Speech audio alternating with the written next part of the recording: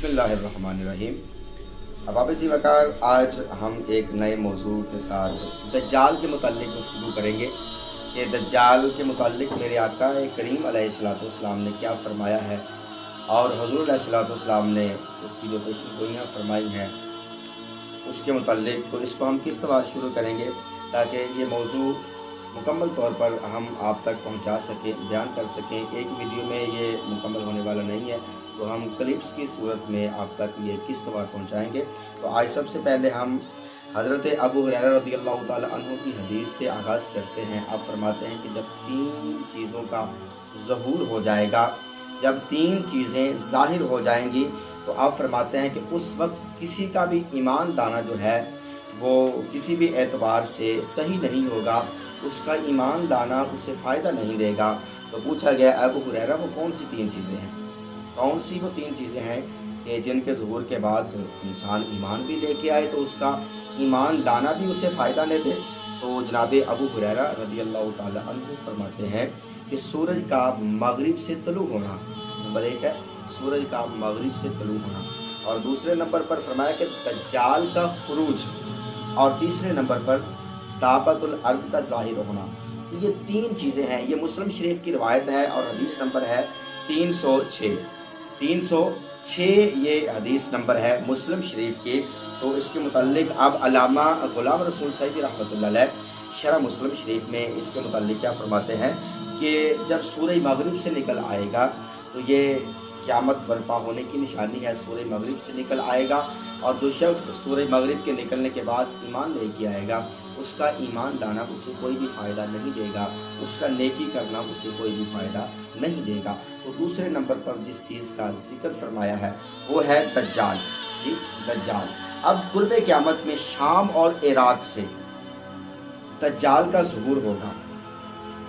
दज्जाल की सिर्फ एक आँख होगी और दूसरी जगह हमवार होगी, और उसके माथे पे पेशानी पे काफ अलिफ फे रे यानी कि काफिर लिखा होगा।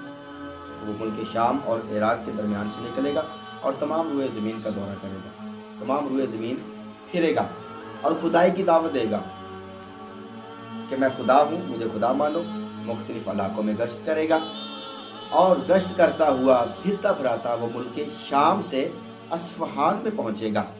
वहाँ 70,000 यहूदी जिनसे आज हम नफरत करते हैं, जिन्हें कोई भी अच्छा नहीं समझता, तो 70,000 यहूदी जो हैं वो इसकी दावत को कबूल करेंगे, इसको खुदा मानेंगे। जो ये खुदाई का दावा करेगा वो इसको खुदा मानेंगे, इसकी दावत को कबूल करेंगे। कौन? यहूदी। तो इसलिए यहूदियों से नफरत है। कुरान करीम फुरकान हमीद में भी इनके बारे में काफ़ी जिक्र हुआ है। तो अस्फ़हान के बाद ये यमन जाएगा, वहाँ से हरमैन शरीफैन का कसद करेगा, यानी कि मक्का तुल मुकर्रमा का। तो फरिश्तों की ड्यूटी की वजह से जो मामूर होंगे वहाँ हिफाजत पर फरिश्ते, उनकी वजह से ये हरमैन शरीफैन में दाखिल नहीं हो सकेगा। जी, तो अब ये फिरता फिराता लोगों को गुमराह करता हुआ शाम की तरफ रवाना हो जाएगा, और इसी दौरान दमिश्क में हज़रत ईसा अलैहिस्सलाम का नुज़ूल होगा। वो दज्जाल का पीछा करेंगे और बिल आखिर हज़रत ईसा अलैहिस्सलाम के हाथों ये दज्जाल मारा जाएगा, इसका फितना ख़त्म हो जाएगा। अब ये तीसरी जो बात जनाब अबू हुरैरा ने फरमाई थी वो थी दाबतुल अर्द। जिस वक्त मगरिब से सूरज निकल आएगा तो इससे पहले मक्का में कोहे सफ़ा पर ज़लज़ला आएगा और वो पहाड़ फट जाएगा, और उससे एक अजीब शक्ल का जानवर जो है वो नमूदार होगा, जिसे दाबतुल अर्द कहते हैं। ये जानवर चेहरे में इंसान से, गर्दन में ऊंट से, दुम में बैल से, सींगों में बारहसिंगे से, हाथों में बंदर से और कानों में हाथी के मुशाबे होगा, उससे ऐसा होगा। मक्का के बाद यमन की तरफ जाएगा, फिर नजद में जाकर गायब हो जाएगा और फिर दोबारा मक्का मुकर्रमा में ज़ाहिर होगा। अहबाब वक़ार, इसके एक हाथ में जनाब मूसा अलैहिस्सलाम का असा मुबारक होगा और इसके दूसरे हाथ में जनाब सुलेमान अलैहिस्सलाम की अंगूठी मुबारक होगी। ये अपने असा से मुसलमानों की पेशानियों पर एक लकीर खींचेगा, एक ख़त खींचेगा, जिसकी बदौलत मुसलमानों के चेहरे रोशन हो जाएंगे, उनकी पेशानियाँ रोशन हो जाएंगे, और काफिरों के माथे पर, पेशानी पर ये सुलेमान अलैहिस्सलाम की अंगूठी से ये धब्बा लगाएगा, दाग लगाएगा, जिनके ज़रिए से उनके चेहरे स्याह हो जाएंगे। अब आते इसी प्रकार ये तीन चीज़ें हैं सूरज का मगरिब से निकलना और जनाब ईसा अलैहिस्सलाम का ज़ुहूर होना, और इसके दौरान दज्जाल जो है वो दुनिया में आएगा, और तीसरा दाबतुल अर्द का ज़हूर होना।